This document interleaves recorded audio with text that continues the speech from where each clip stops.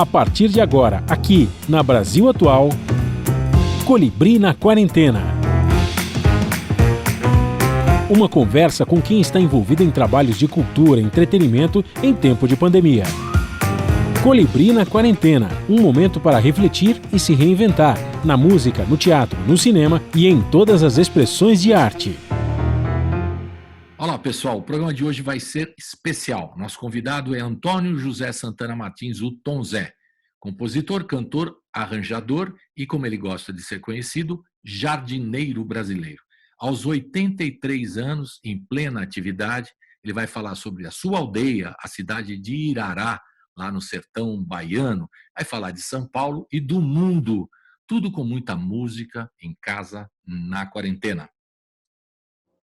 E agora nós estamos em contato com uma figura maravilhosa da música popular brasileira, Tom Zé. Bem-vindo, Tom Zé, batendo papo aqui, Colibri na Quarentena. Eu estou na quarentena, que sou grupo de risco, você também é grupo de risco, estamos aqui conversando. Vamos falar um pouquinho de música brasileira e falar dessa vida na pandemia, né?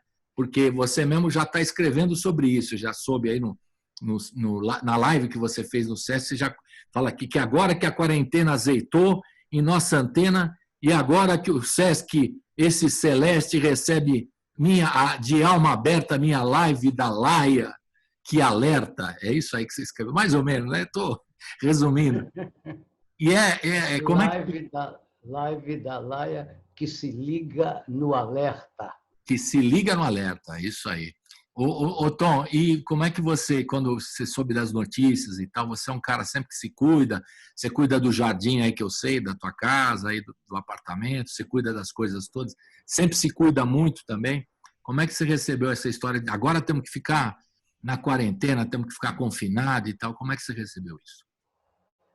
Olha, eu sempre trabalhei dentro de casa, sempre trabalhei muito em casa. Para mim, a única coisa que ficou diferente foi a nossa padaria aqui em Perdizes, que todo mundo conhece, que eu deixei de ir frequentemente. E a Neuza agora não deixa eu ir nem no supermercado. Tá ela vai, porque diz que para mim é mais perigoso ainda. E a gente tem todo cuidado. E eu, dentro de casa, às vezes só diz assim, você está preso aí dentro de casa. Mas eu tenho, olha, a primeira quarentena que eu fiz foi em 1960. 60, mas faz tempo. Como os parentes estavam ficando velhos e as casas grandes iam ficando vazias, eu era um único, quer dizer, em 1960 eu já tinha 28 anos, se não me engano, 36, 18, né? 18. E eu aí ficava em um quarto em cada casa, na casa de minha avó, ficava num quarto, na minha casa, e trancava esse quarto.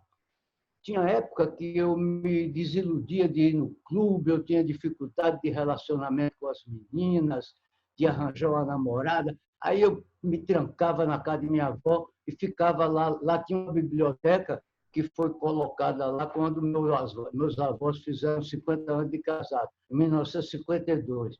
Aí, em 1960, essa biblioteca maravilhosa, eu nem sabia o que era. Comecei a ler, dei a sorte de pegar em coisas incríveis, Thomas Mann, lembra mais aí, filha? Stefan Zweig, o Homem, o Hemingway, isso, aquilo outro. Nossa, foi... Depois eu vim saber que essa leitura, por acaso, eu tinha pego coisas maravilhosas, assim, nucleares da literatura. Então, eram quarentenas que eu fazia de vez em quando. Então, e não é um problema para você estar na quarentena agora. Só é muito chato, você não pode ir na padaria. Isso foi uma tristeza. Evita um pouco. Agora, e como é que você viu essa situação dos músicos? Você não pode fazer mais show. Eu sei que você tinha shows programados até para o exterior esse ano. Você ia viajar por aí. Fala um pouquinho. Os shows para o exterior, logo que eles sentiram, porque eles sentiram antes da gente, eles transferiram o show para o ano que vem. Uhum. Aqui, o que tinha na ocasião, tinha até uma peça, com Felipe Hirsch, uma peça que é musical, como chama aqui no Brasil, né? Que o Felipe Hirsch fez comigo e está fazendo, porque agora nós ficamos parados, a gente de vez em quando pega um tema lá para dar uma azeitada, e que ia inaugurar, o Sesc ia inaugurar no dia 22 de julho. E também uma biografia minha, escrita na Itália, que ia ser lançada naquela ocasião, ficou para ad eternum agora. Não, pode ser para o ano que vem, não precisa ser ad eterno, pode ser mais... Como chama essa? É do Pietro Scaramuzzo, né? Isso. Lo último tropicalista. Mole? E aí o prefácio do David Byrne, não é isso? Isso mesmo. Ia ser lançado esse ano, então, essa biografia sua. Ia ser lançado, mas também parou no conjunto das coisas, né? Aí teve que adiar. Você tinha show até na Dinamarca, que eu sei que você tinha show. Tinha. Fecha aqui essa janela mesmo. Eu tenho uma obra, um prédio enorme aqui. É a mesma coisa aqui em casa. Que bom, melhorou bastante. É a mesma coisa aqui em casa, Tom. Você tem sempre obra aqui ao redor. Mas então, você tinha esse lançamento, shows no exterior, o lançamento da biografia, né? E uma série de coisas programadas. Né? Marcado aqui na... A peça chama-se Língua Brasileira. Língua Brasileira, legal. E aí tudo isso marcado teve que adiar para o ano que vem. E isso teve jeito. É interessante que eu estive lendo agora as cartas de Mário de Andrade e do Cascudo, e eles falam que eles agora estão escrevendo brasileiro, porque eu vou até contar isso para o Felipe. Conta aí. Porque a língua portuguesa não é a mesma coisa aqui, os costumes são outros, a temperatura é outra, o jeito de falar se torna diferente, que a gente só herdou uma gramática de Portugal, que língua não. Verdade. É isso aí. E a gente tem toda uma mistura, né? Temos as influências africanas fortes também, né? No vocabulário, as influências estrangeiras também, da Europa, mistura tudo, aí dá a língua brasileira. Se for falar em influência, eu tenho a influência mais estrangeira do mundo. Imagine você que eu nasci sem Aristóteles. Isso é muito difícil de imaginar. Fica parecendo que eu estou falando difícil. Não. Na minha educação infantil, Aristóteles não tinha chegado na Europa ainda, não era traduzido na Europa ainda, quando os árabes invadiram Portugal no século VIII, em 700 e alguma coisa. E Portugal foi educado pelo povo mais culto daquele momento, porque a Europa tinha sido toda dominada pelos bárbaros cristãos. Então, os senados, o Roma, onde tinha uma cultura desenvolvida, tudo virou domínio dos bárbaros.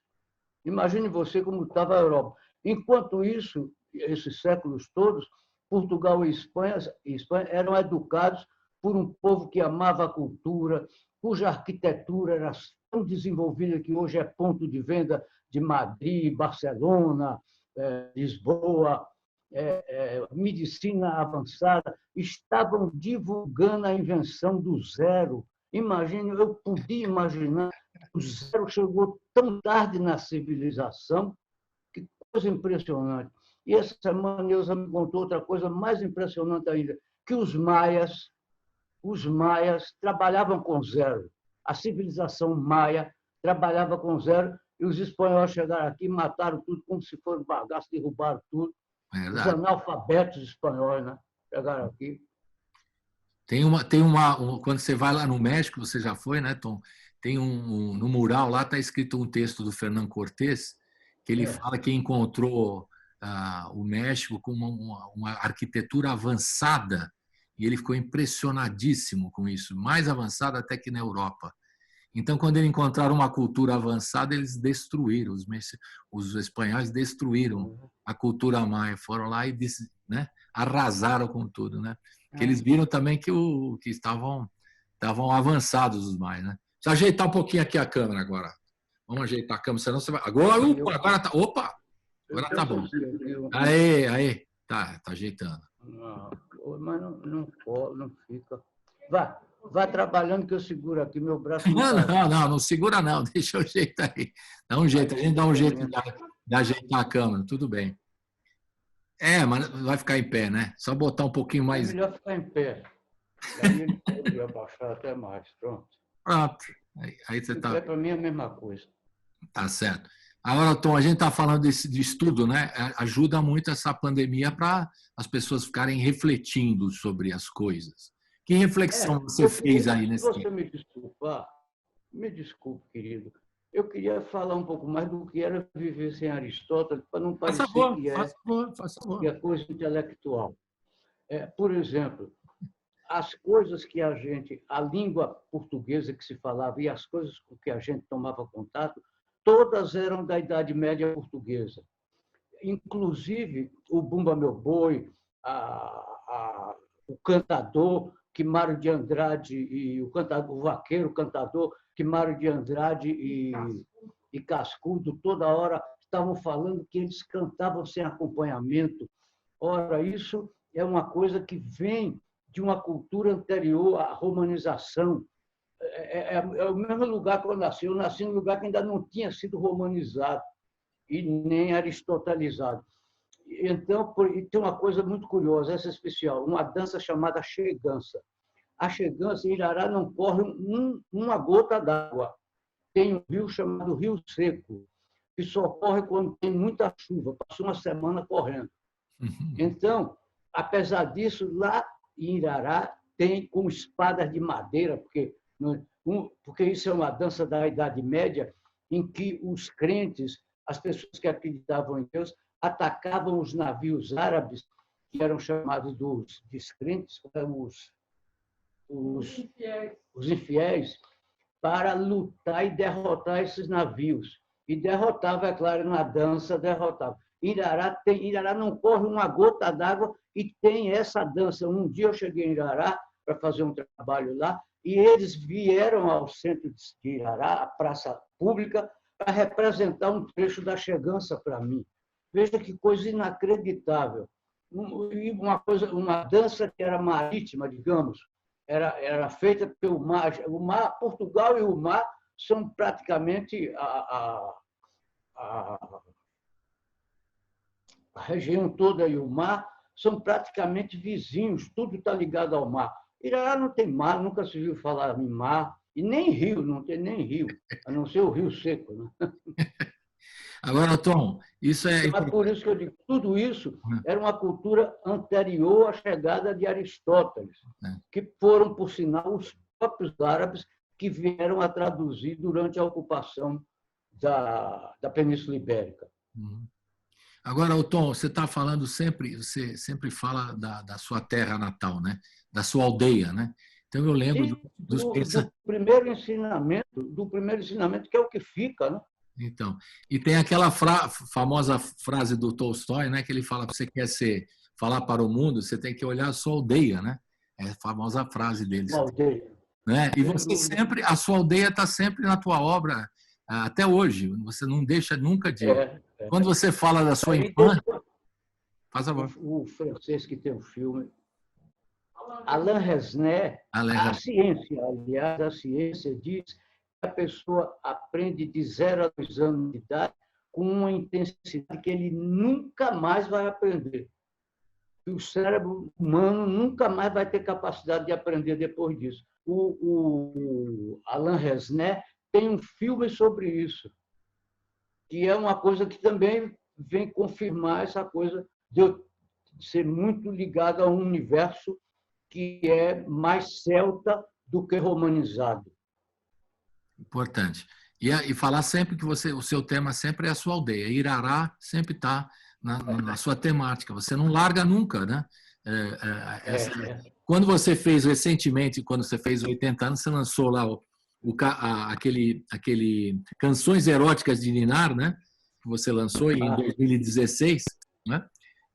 E você fala que também o teu aprendizado sexual, né? O teu aprendizado como criança, né, que estava aprendendo e tudo aquilo. Então, você também está guardada na sua memória tudo isso que você coloca na sua arte também, não é isso? O modo como o assunto sexo não chegava até a gente. E que, então, como uma coisa armada o passado, porque as pessoas da roça são sempre mais ligadas ainda ao passado, que era da copa da cozinha para baixo. Naquele tempo tinha-se muitos empregados na casa.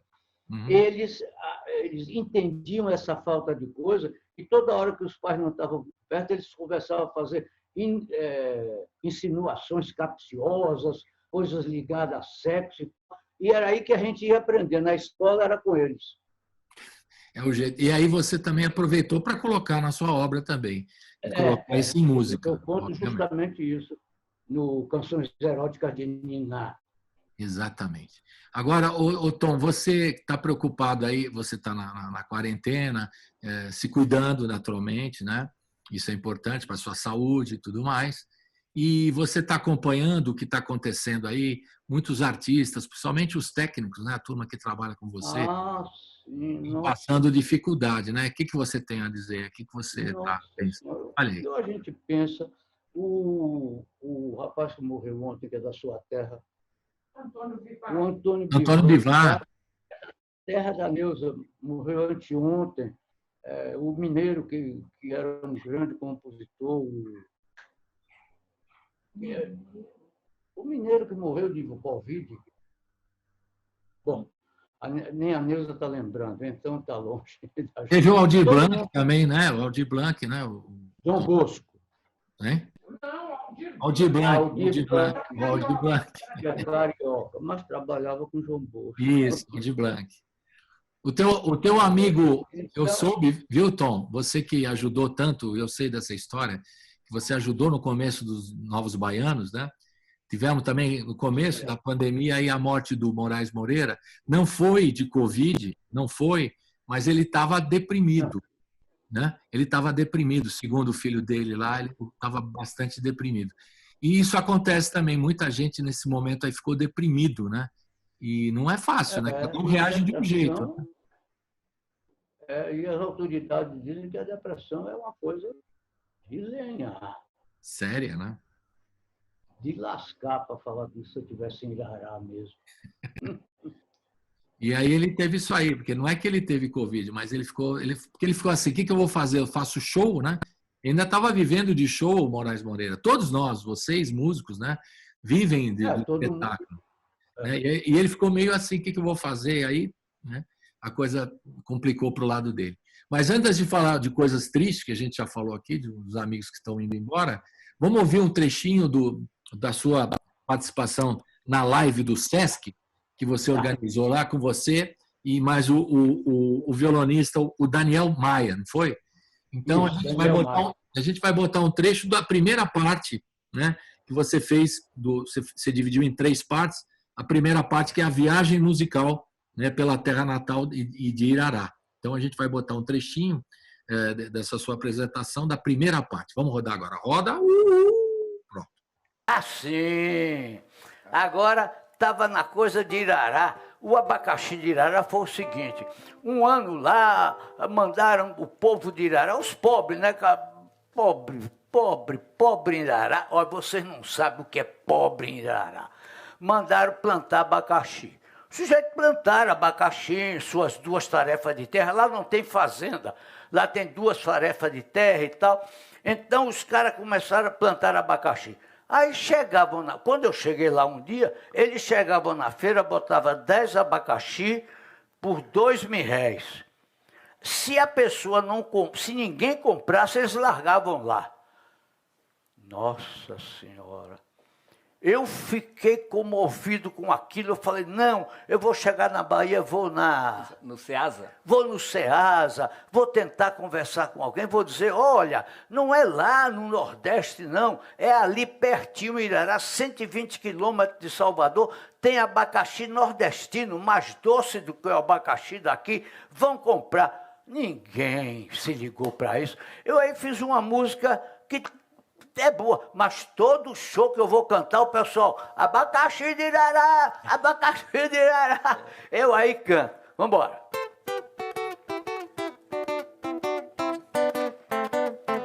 Minha terra é boa, plantando dá o famoso abacaxi de irará. Oh, oh. Minha terra é boa, plantando dá o famoso abacaxi de irará.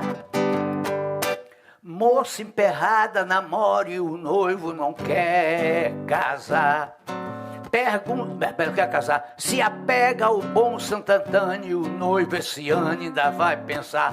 Falou, velho, dá um chá de abacaxi de irará, que é pro noivo se animar. Falou, velho, dá um chá de abacaxi de irará, que é pro noivo se animar. Minha terra é boa, oh, oh, oh, plantando dá. E dá o famoso abacaxi, bonito, doce de irará. Minha terra é boa, plantando dá o famoso abacaxi de irará. Velho viúvo de 70 anos ainda quer casar. Pergunto pra ele o segredo, pergunto pra ele o segredo e peço pra mim contar. Falou, velho, vá comendo abacaxi de irará, que você vai se animar. Falou, velho, vá comendo abacaxi de irará, que você vai se animar. Estamos de volta aqui com o Tom Zé. Eu já rodei a primeira parte aqui, um trecho da primeira parte da viagem musical do Tom Zé lá na live do Sesc. Ô, Tom, todo mundo está fazendo live, é por aí mesmo? Dá para substituir o show ao vivo, a live, ou não dá certo? O que você acha? Bom, ninguém sabe quanto tempo o mundo vai ficar com essa praga proibindo aglomerações. Então, é claro, o público, de vez em quando, mata um pouco a saudade, as pessoas têm um pouco o que ouvir em casa, mesmo porque as lives ficam lá nos arquivos, Isso. Todo mundo pode ver qualquer hora. É claro que isso é uma coisa que é a linguagem do agora, né? Uhum. Esse tempo, a linguagem de hoje e da quarentena. Tem que se adaptar, tem que fazer isso também. É. E você está, além do que você fez no Sesc, você está planejando mais outras entradas, aí, outras chamadas lives, não? Sim, tem vários convites, várias coisas sendo encaminhadas. Tem uma série de entrevistas, coisas de participar de sessão de leitura de livros. Tem uma série de pedidos que a Neuza passa o dia todo administrando aqui, com o maior empenho.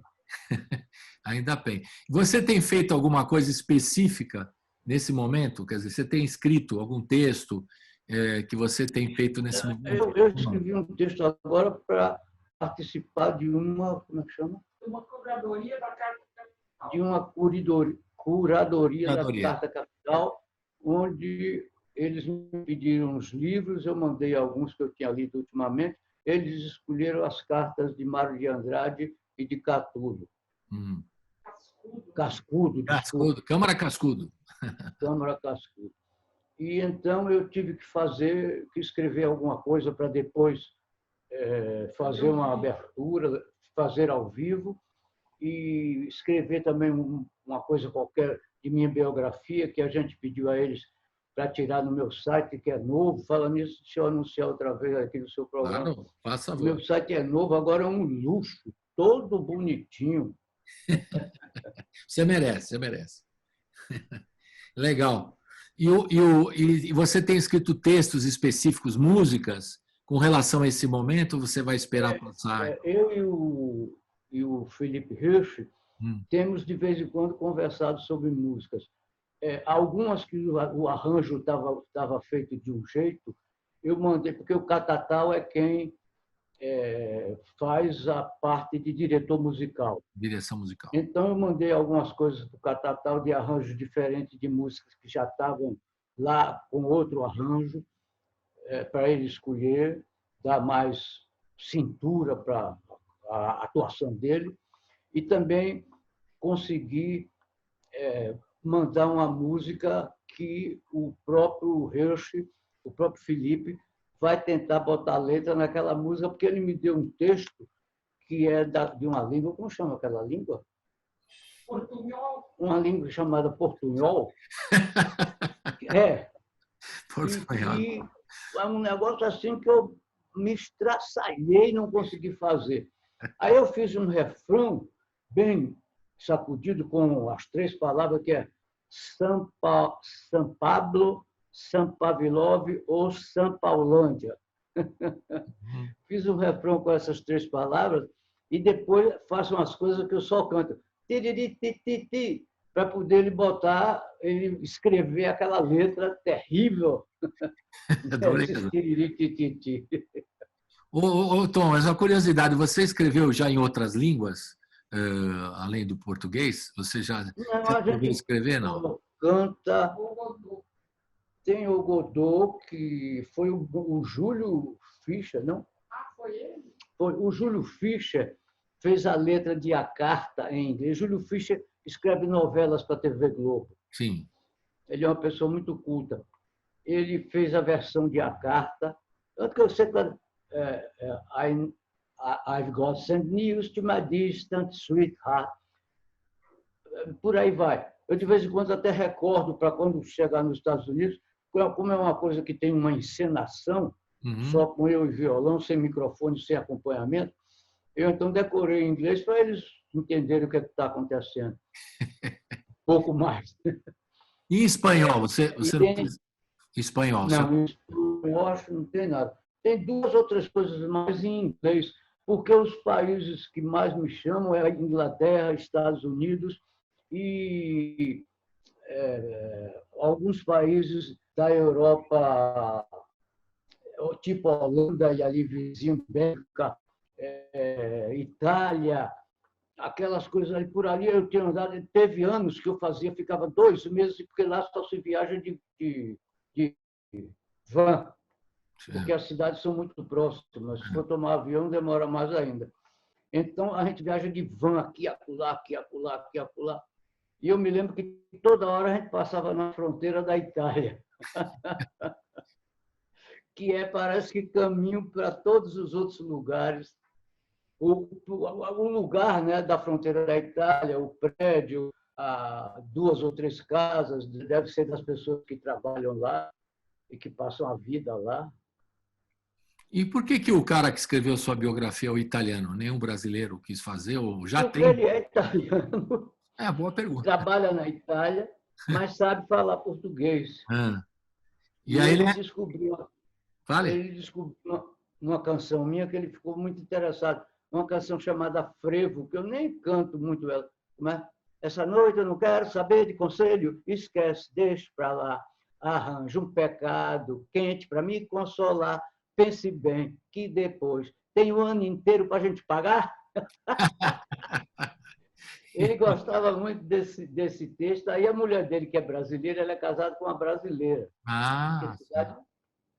Daqui do interior de São Paulo. Daqui da redondeza de São Paulo. Sim. Ela disse, você precisa conhecer mais. Então mostrou a ele uma opção de coisa. Ele ficou tão interessado que nos consultou sobre fazer uma biografia e nós fizemos e devemos agradecer muito ao WhatsApp, porque a biografia era toda aqui, eu passava 1 hora no WhatsApp dando as entrevistas. Contando histórias. Não tem muita história, né? Agora, uma das histórias suas, quando você veio para São Paulo, né? E você ganhou o festival em 66, lá do São Paulo... 68, desculpe. São Paulo, meu amor, né? A cidade te acatou bem, depois você fez Angélica, Consolação, você escreveu um monte de música sobre a cidade. São Paulo sempre te tratou bem, não?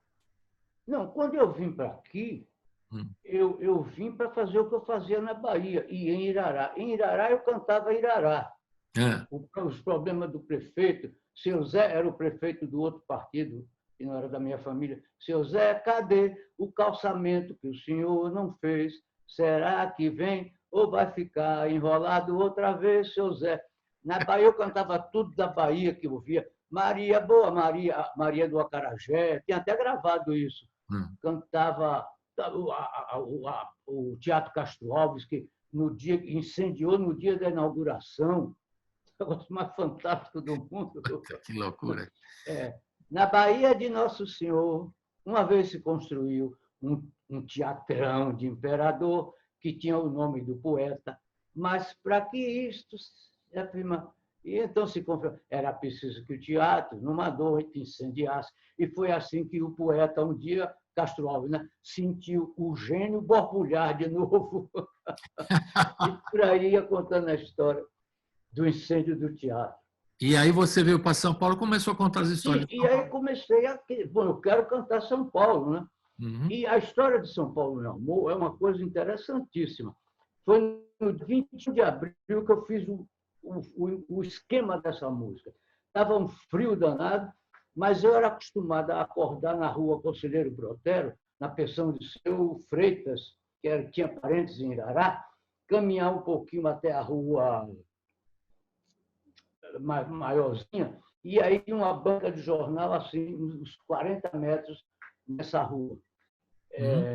Eu, então, de longe, uma coisa do Renato Lombardi, eu sei até o repórter. Renato Lombardi.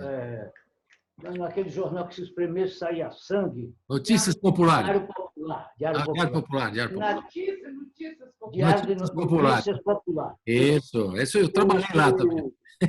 O Lombardi, o Renato Lombardi, tinha escrito a manchete nesse dia: prostitutas invadem o centro da cidade. Nossa Senhora, na hora que eu vi isso, a palavra, onde se viu botar a palavra prostituta numa manchete da primeira página do jornal, era uma coisa de arrasar. Eu estava tremendo de frio, comecei a tremer de emoção. E nessa hora eu fiz um esquema de São Paulo, meu amor. Falar uma opção de coisa boa que tem, mulher, uma opção de coisa ruim que todo mundo fala, e de repente dizer, porém, com todo defeito, te carrego no meu peito, São Paulo, quanta dor, São Paulo, meu amor. Com um detalhe que no festival o público cantava São Paulo, meu amor, São Paulo, meu amor, não cantava cantador nunca. Não é mesmo.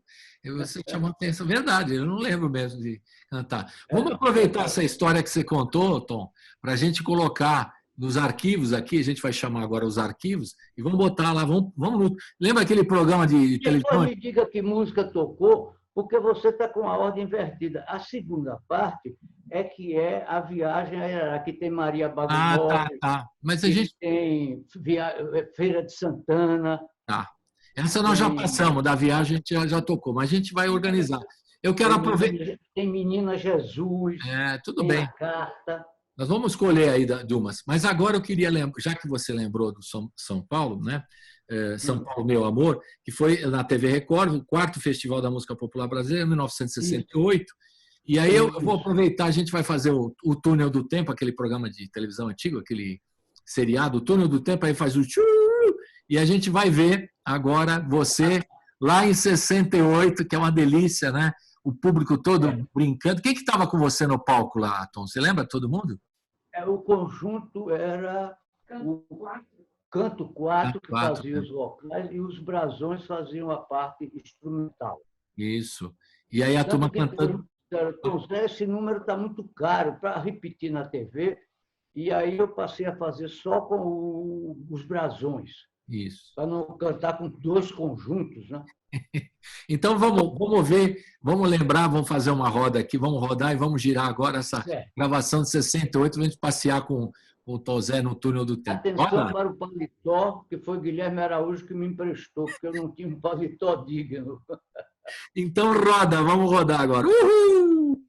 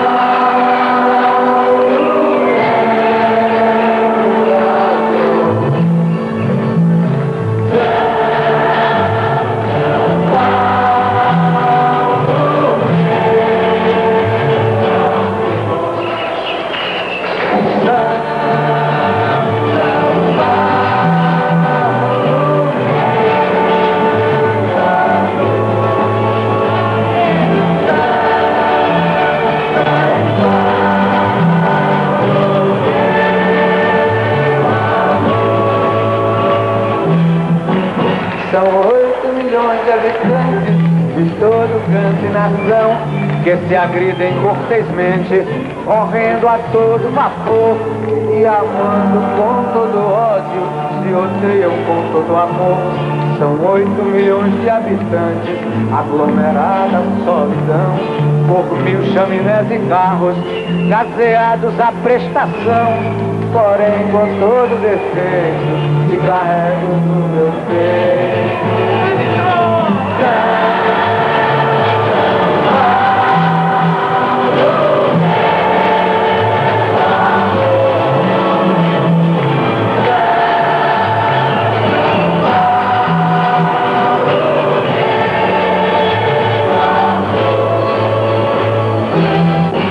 Salvai-nos por caridade, pecadoras invadiram todo o centro da cidade, armadas de ruge batom, dando vivas ao bom humor, um atentado contra o pudor, a família protegida, o palavrão reprimido, um pregador que condena, um festival por quinzena, porém com todo defeito, te carrego no meu peito.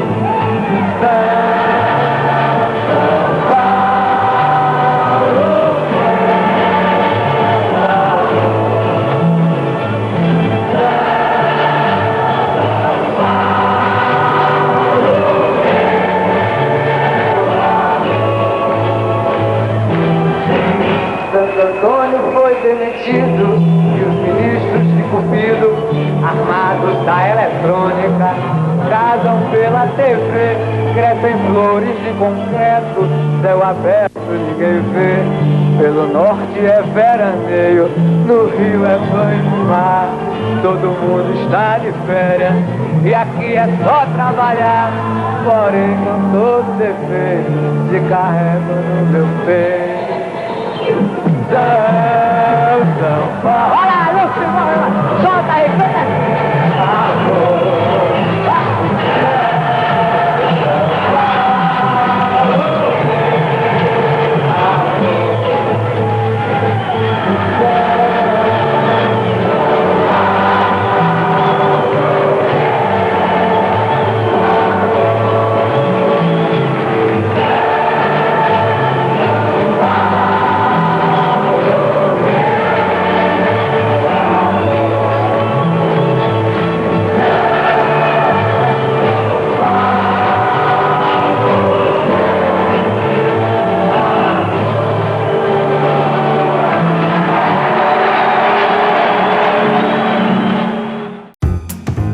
Você está ouvindo Colibri na Quarentena.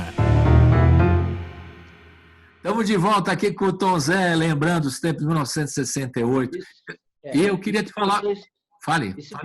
Se vocês se lembrarem da calça, a calça foi... Eu tinha uma calça só quando eu estudava na Bahia e vim com essa única calça para São Paulo. Quando estava perto dos festivais, eu fui na Rua dos Judeus, na Rua Zé Paulino, e comprei a calça que eu estou no festival. E o paletó emprestado do Guilherme? O paletó, o Guilherme falou, não. E no dia de eu fazer a final, Guilherme, peraí para eu lhe maquiar direito. Aí me maquiou, eu fiquei assombrado. E Guilherme morava vizinho de Caetano, no mesmo prédio. Eu falei, oh, meu Deus, se Caetano me visse, que ele geralmente incentiva qualquer loucura. Aí, quando ele olhou para mim, disse, puxa, tá todo não sei quem, que era um homossexual famoso na Bahia. Você estava bonito na história. Estava bonito como dia. Agora, você que escreveu depois uma série de canções depois de São Paulo, meu amor, sobre a cidade, como é que você vê essa transformação da cidade? A cidade de São Paulo, ela mudou muito, né, dos anos 60 para cá, e muita coisa aconteceu. O que você viu? Como você colocou na música as coisas boas e as coisas ruins de São Paulo? Quais são as coisas boas, que você mora aqui há tanto tempo, e as coisas ruins de São Paulo? Agora, Perdizes é como se fosse Irará. Todo mundo me conhece, todo mundo fala comigo. Em Irará você conhece todo mundo. A população da cidade, 1000 e poucos habitantes, todo mundo se conhece, todo mundo se dá bom dia. Quem não conhece, mesmo se dá bom dia, está acabado. E aqui em Perdizes é a mesma coisa. Como eu sou uma pessoa relativamente conhecida, E quando eu fiz 80 anos, melhorou, as pessoas ficaram com mais confiança em mim. Ah, não, isso não é mais um moleque, é um sujeito de respeito. Aí mais gente começou ainda a falar comigo, e eu adoro isso, porque é igual à minha infância. Então, agora basta ficar em Perdizes, que eu estou em Irará, e acabou.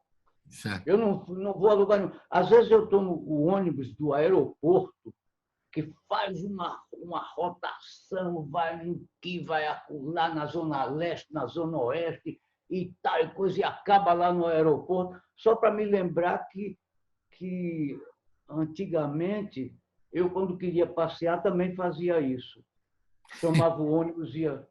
Aquele ônibus circular, né, Tom? Circular. Estava circulando para caramba. Não, antigamente tinha vários circulares que eram só nas avenidas. Isso mesmo. Piranga, Consolação, São João, esse circular era só nas avenidas. Esse não, esse fazia círculos sem ter um nome definitivo. Beleza. Então, Perdizes hoje é Irará, e as coisas que você não gosta tanto da cidade, que você fala, pô, essas coisas deviam... Não, querido, eu falava das coisas que falavam mal. Naquele tempo, quando uma pessoa conversava com você, ele estava programado para, no primeiro minuto, falar mal de São Paulo, porque isso era a moda.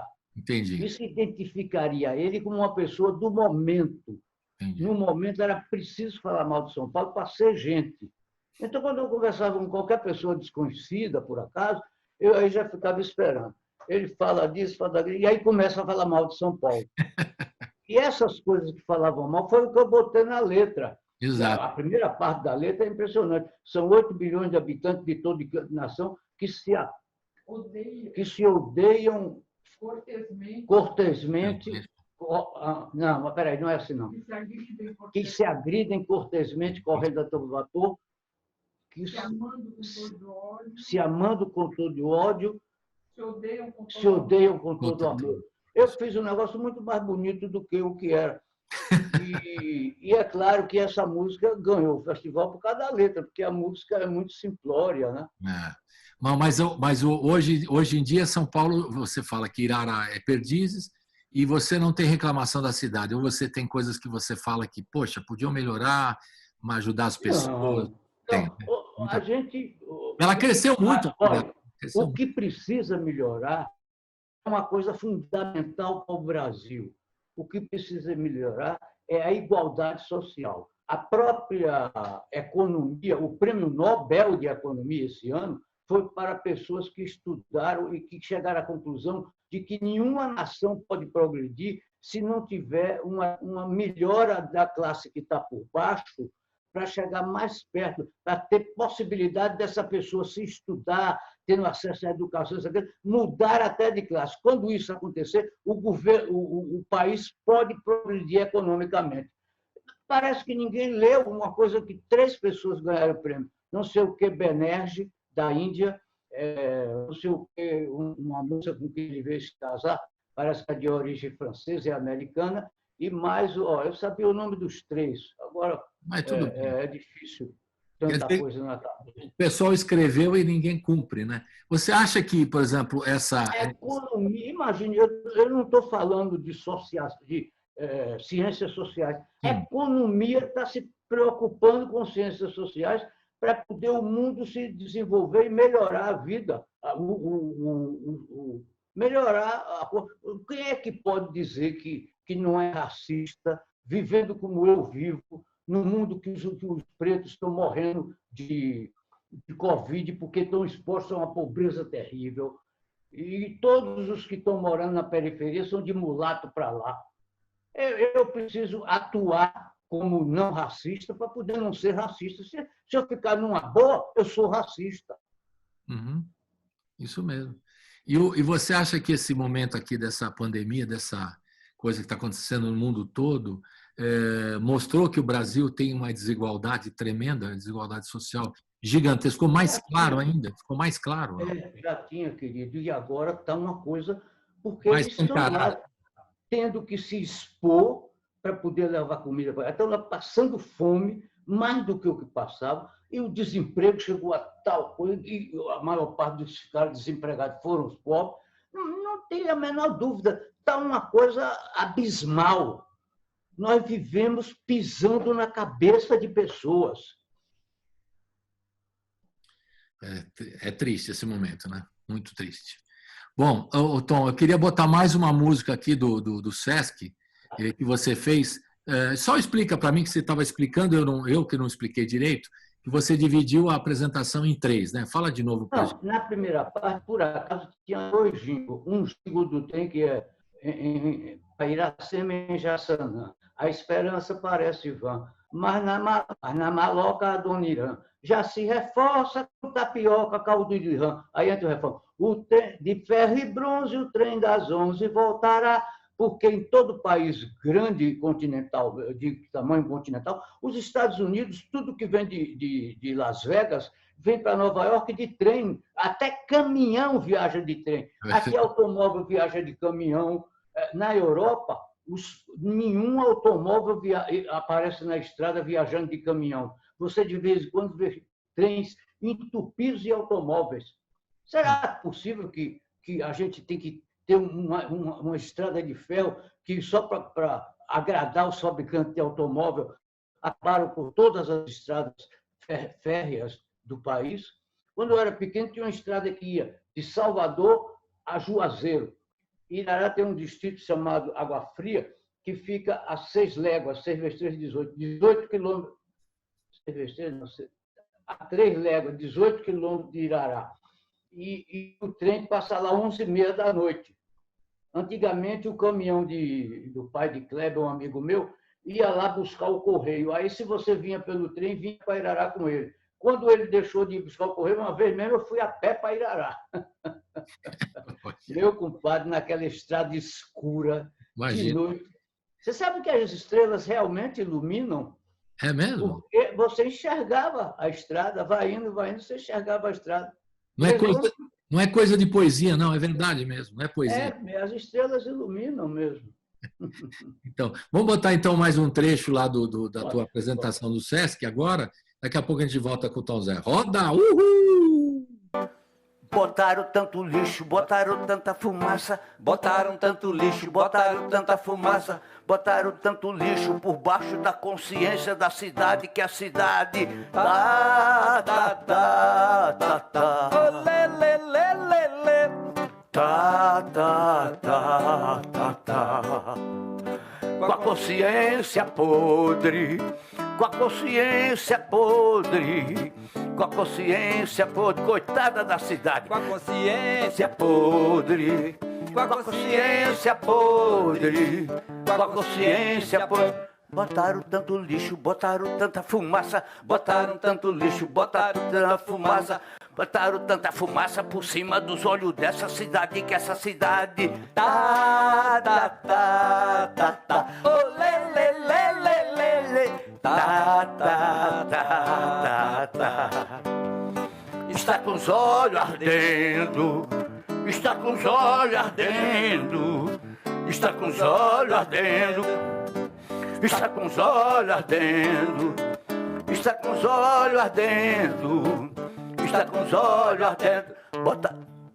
Botaram tanto lixo, botaram tanta fumaça, botaram tanto lixo, botaram tanta fumaça, botaram tanto metrôs e minhocão nos ombros da cidade, que a cidade tá, tá, tá, tá, tá, está cansada, sufocada, tá doente de tuberculose, tá de bronquite, de hepatite, de laringite, tá de covid, de sinusite, está cita, tá, tá, tá, tá, tá, oh, lê, lê, lê, lê, lê, lê, tá, tá, tá, tá, tá, com a consciência podre, com a consciência podre, coitado, com a consciência podre, com a consciência podre, oh, oh, oh, com a consciência podre, com a consciência podre. Botaram tanto lixo, botaram tanta fumaça, botaram tanto lixo, botaram tanta fumaça, botaram tanta preocupação nos miolos da cidade, que a cidade tá, tá, tá, tá, tá, oh, lê, lê, lê, lê, lê, lê, lê, tá, tá, tá, tá, tá, está de cuca quente, está de cuca quente, está de cuca quente. Está de cuca quente, a pobre da cidade está de cuca quente. Está de cuca quente, para. Estamos de volta aqui com o Tom Zé. Tom, a turma toda do movimento tropicalista, né, que a gente fala sempre, e você sempre tem que falar um pouquinho sobre... Você participou ativamente desse movimento, e aí dizem, mas o Tom teve um momento que ele se afastou. Foi isso mesmo que aconteceu? Eu sempre tive essa curiosidade de perguntar para você. Aconteceu isso mesmo? Quando os meninos foram para a Europa, quando voltaram, eles dizem que a gente não sentia mais o que conversar um com o outro. E aí eu fui esquecido, né, desse negócio, porque o Tropicalismo teve muitos anos de dar a qualquer pessoa que fizesse parte dele uma condição de pessoa conhecida e tal. Tanto que no 5º ano de aniversário do Tropicalismo, nos primeiros anos, meu nome aparecia lá como se eu fosse também o rei da bola. Mas no 5º ano, meu nome aparecia por descuido. No 8º ano, nunca mais apareceu meu nome. Mas então houve um afastamento, mas assim, por conta sua ou por conta... Então, agora, eu não posso deixar de agradecer a Caetano, porque agora ele disse lá no site dele, está lá, que eu sou tropicalista, que eu Claro que fui tropicalista antes dele, isso, aquilo e aquilo outro. Então, Caetano, Deus lhe abençoe, porque isso realmente é uma redenção. É verdade. Mas a gente que estuda um pouquinho a música brasileira, Tom, sabe disso, né? Sabe disso. E é uma questão só de reconhecimento, né? Se eles afastaram ou não, isso é outra questão, mas que reconhecimento, todo mundo que estuda sabe da sua importância desde sempre, né? Agora, também outra curiosidade, além dessa que eu fiz, eu achei que você ia compor uma série de músicas com a Rita Lee, mas só soube ouvir e conheço uma música. Você compôs mais coisas com a Rita Lee, além do 2001, que é uma graça? Logo quando eu acabei de compor aquela música, depois daquele festival, teve um desentendimento entre eles, porque a Rita Lee queria continuar fazendo música popular de um jeito que ela fez. E acabou indo, né? Enquanto os Mutantes, o Sérgio e o Arnaldo queriam fazer música experimental como as bandas estavam fazendo no mundo europeu. Aí a Rita se separou e então eles me deram uma letra que eu fiz. Qualquer bobagem. Eu tenho uma música. Ouça esta canção, qualquer bobagem, o coração, amor. Deixa o coração falar. Deixa o coração falar.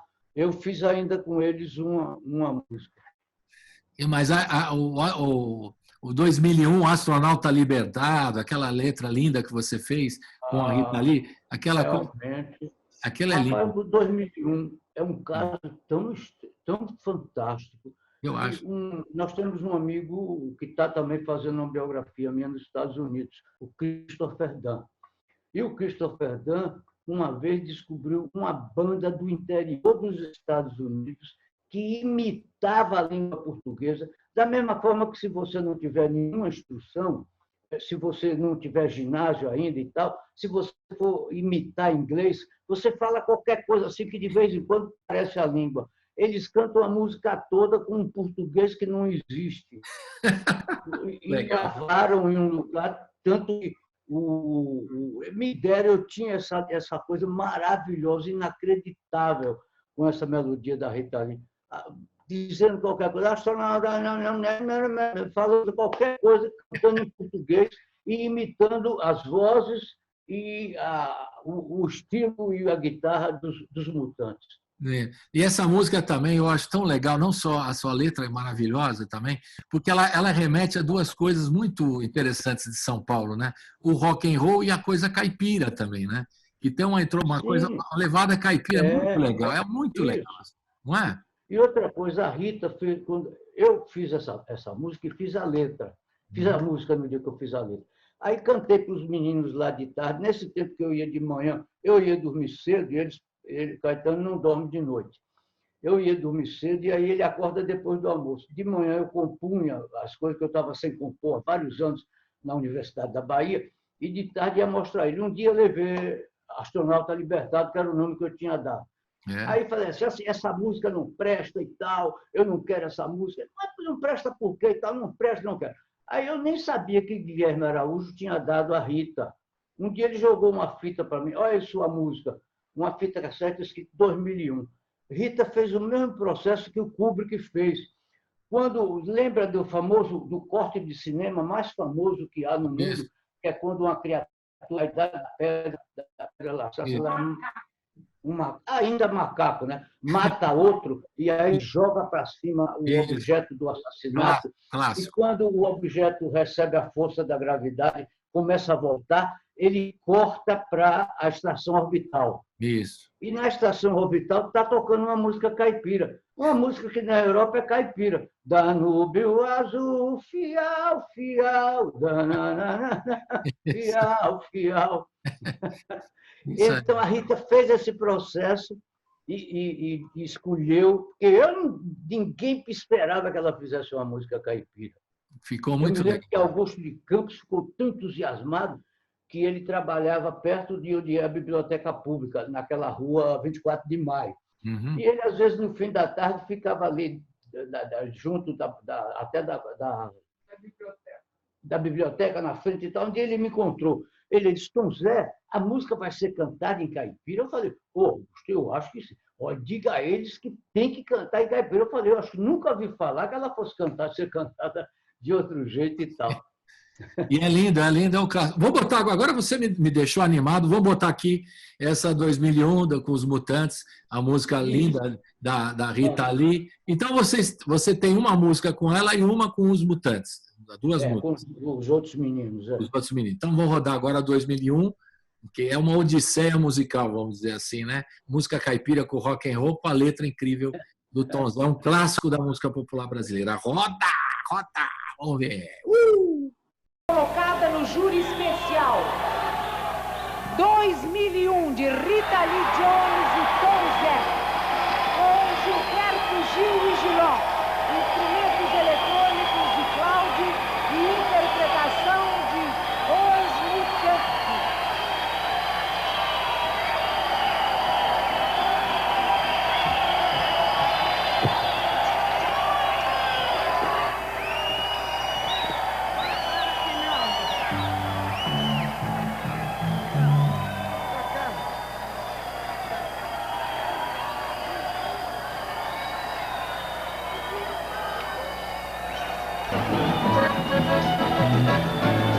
Astronauta libertado, minha vida me ultrapassa em qualquer roda que eu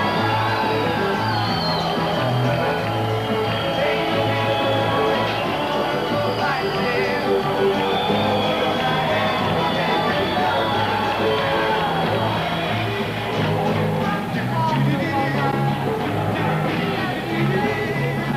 em trem e na velocidade.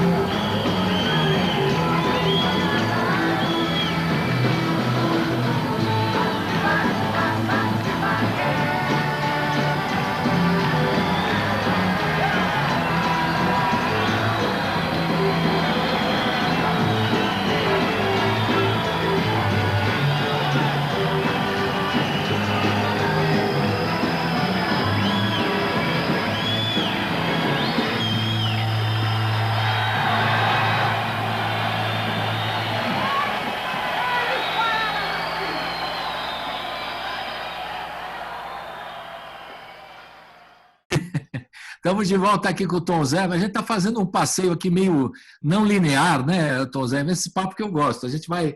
Eu ia organizar uma coisa assim como foi o show do Sesc, mas aí a gente vai lembrando São Paulo, Meu Amor, 2001, das outras coisas. Tá a mesma coisa.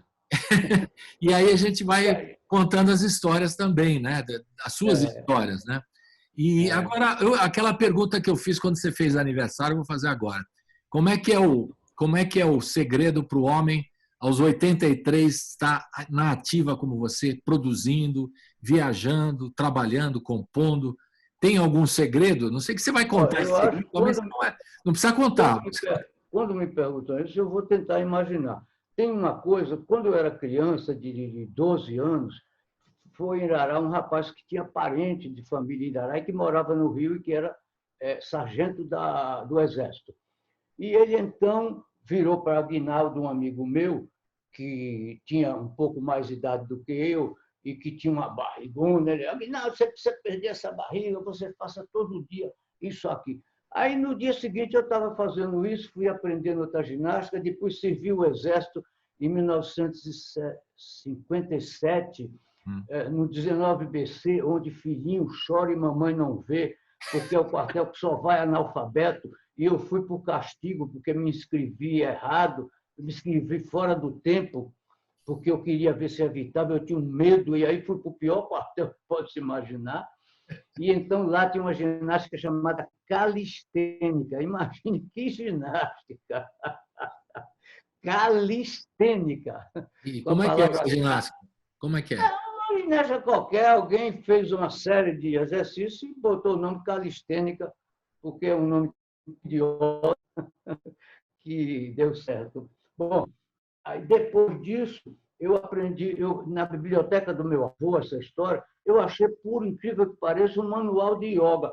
No tempo que o Brasil, o Reuter, que foi fundador da Escola de Música da Universidade da Bahia, gostava de música oriental, de música japonesa, porque ele tinha passado um pedaço lá. Isso era um estranhamento geral. Ninguém podia imaginar o que era música assim. E eu achei, antes de conhecer Reuter, eu fui conhecer Reuter em 67, eu acho. Em 60 eu conheci um manual que por acaso estava lá e eu comecei a ler, fiquei interessadíssimo, comecei a fazer a ginástica e tal. E sabe a história de que o inventor de instrumento da Universidade da Bahia, o professor o Smetak, era um puta do yoga que ia até não sei o que lá. Um dia ele dava aula, eu estudava violoncelo e ele foi meu professor no começo. Ele era professor de violoncelo. E aí ele ia na sala dar a aula. E aí, em cima da minha mesa, tinha um livro de yoga, um manual de yoga. Quando ele olhou aquele negócio em cima da mesa, ele fez um escândalo. Antes ele gritou uns 3 minutos e eu não sabia o que era. Parecia que eu estava sujo de cocô, ou estava alguma coisa errado, ou tinha cagado nas calças, sei lá como se fala, né? Até que eu descobri que ele estava assombrado de ver um manual de yoga na minha. Disse, você não entende disso. Você só vai entender disso quando você começar a sentir uma tremedura no osso do cu, que sobe pela coluna e tal. Aquele negócio do Kundalini, né? E eu vi o professor falando olho de cu, fiquei assombrado, né? Para você ver o que era o Oriente para nós naquele tempo, né? Então tem o calistênico, tem a yoga. Sim, aí eu comecei a fazer yoga, depois eu fiz todo tipo de ginástica. Aqui eu frequentei o staff, que é de uma japonesa, como é o nome dela? Roseli Ayako, que pessoas idosas que têm problema. Eu mesmo fui para lá com um problema de pescoço, porque yoga, uma vez eu fui fazer uns 5 anos, 2 anos sem fazer. Aí, quando eu fui fazer, eu já tinha 60 anos. E aí dizia, pessoa de 60 anos não deve fazer pouso sobre a cabeça. É uma coisa que você faz no canto da parede e bota a cabeça e bota o peso todo sobre a cabeça. Falei, que nada. Aí fiz. Resultado, deu uma porção de coisa montada nas colunas e eu fui lá para consertar. Ela consertou. Ela disse que ia consertar em 1 mês e meio. Consertou em menos de 1 mês. E eu aí passei a vida toda lá, até hoje estou lá. E a alimentação? E a alimentação? Quais são os segredos? Bom, em 81, eu tive um problema que médico nenhum descobriu o que era. Eu só andava com cólica, qualquer coisa que eu botasse no estômago, inchava o estômago. Era uma coisa terrível, eu já estava magro, já não tinha força para nada, só levantava para enganar minha mulher, a Neuza. Aí Neuza um dia falou assim, eu vou levar na macrobiótica. Aí eu estou morto, estou vivo, não sabia nem o que era macrobiótica. Pois 8 dias que eu comi, 11 dias de arroz a macrobiótica, 11 dias de arroz puro, porque o sangue humano é igual com 7 de sódio e 1 de potássio. E o arroz é o único alimento que tem isso, que é assim também. Então, durante 11 dias, né? 11 dias, eu agora esqueci, 11 dias, você come só arroz, aí seu sangue é trocado de uma maneira que vira um médico dentro de você.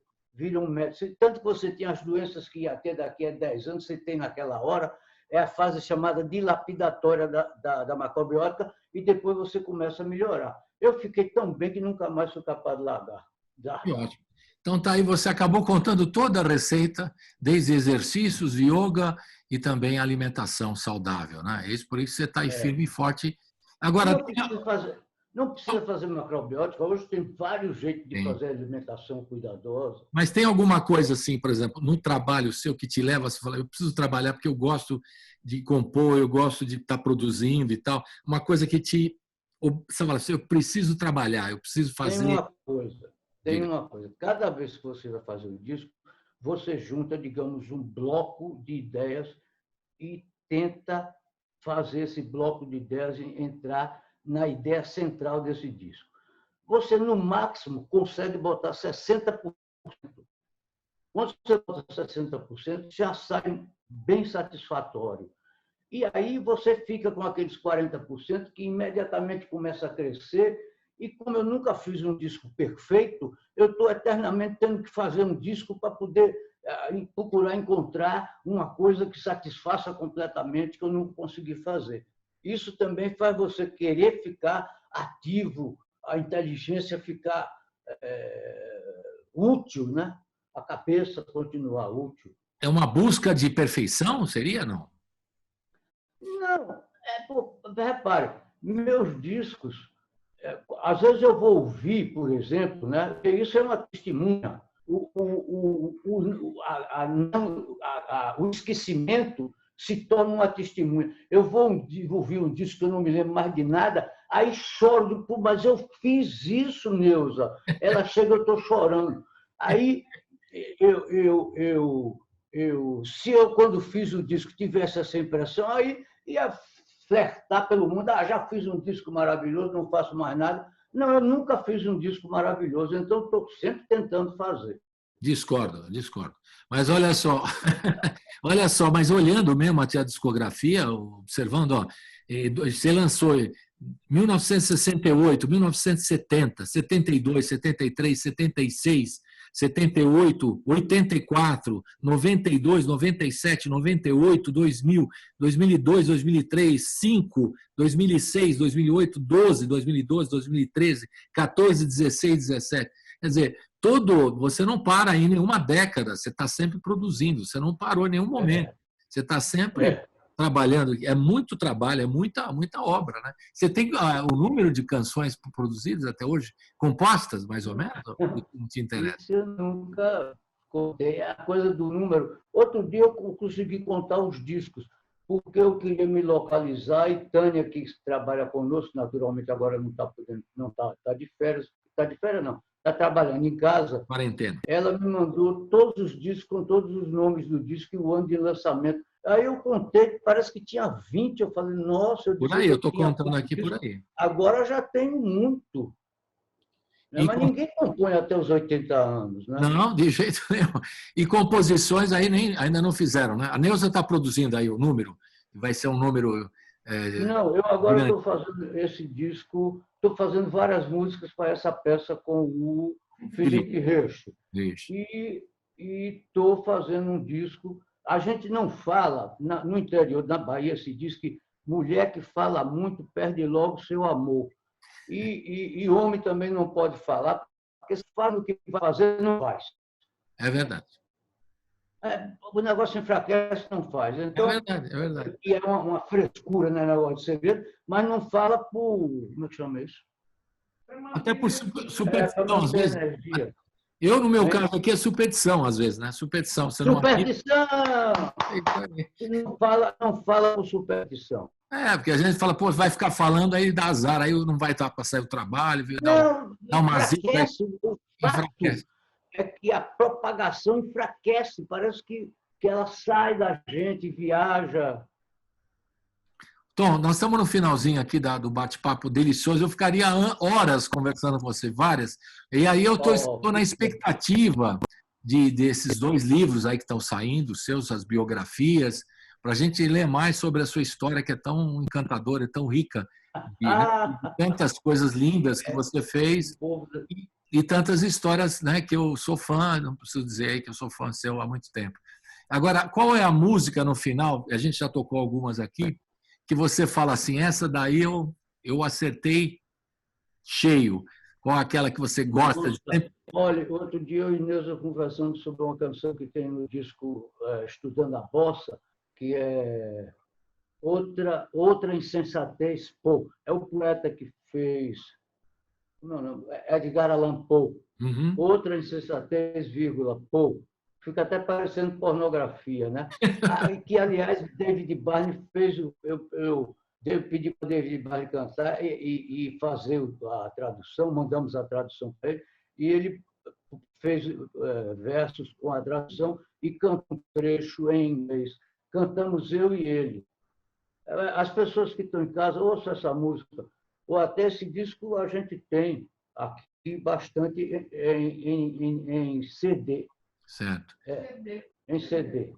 Então tá. Então a gente pode terminar com essa música que você está recomendando para a gente ouvir. Pode. É legal terminar com essa música.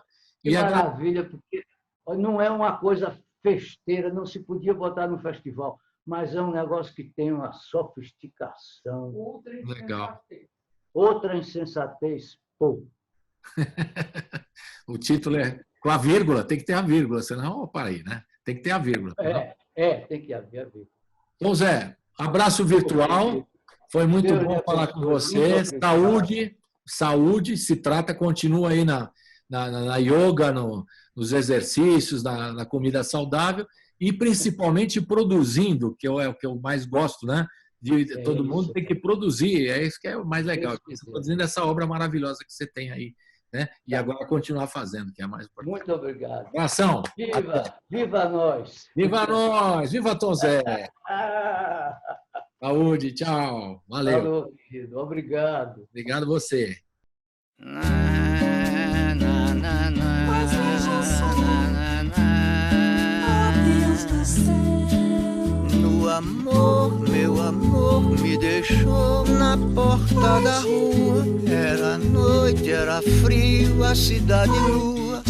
Estouravam os fogos de um ano novo. Mas que triste ano novo. Catapora, sarampo me deu uma febre impura que batia no peito com ditadura de arame farpado em pele nua. Padecimento aquela noite nua. Na, na, na, na, na, na, na.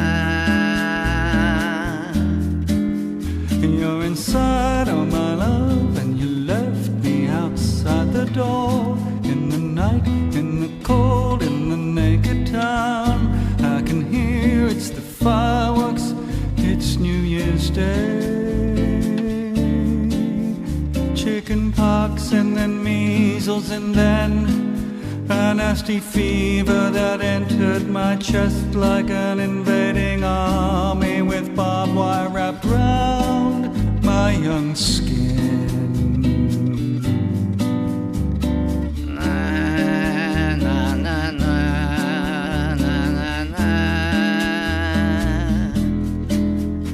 Assim, foi assim conheci outra insensatez. Minha maioridade que você fez ao me dar tantas dores de uma só vez.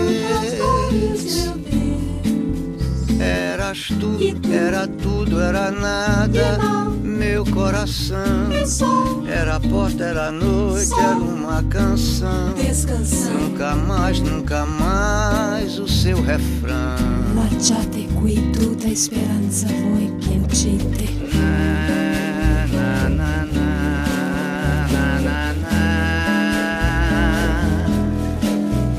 And I knew once again, and I felt like a fool, and my passion was growing. You know I'm in pain, it was you, it was nothing, it's only my heart. And was the door, was the night, was a song, chicken pox, a new year, a fool. I was young and I didn't know how to begin.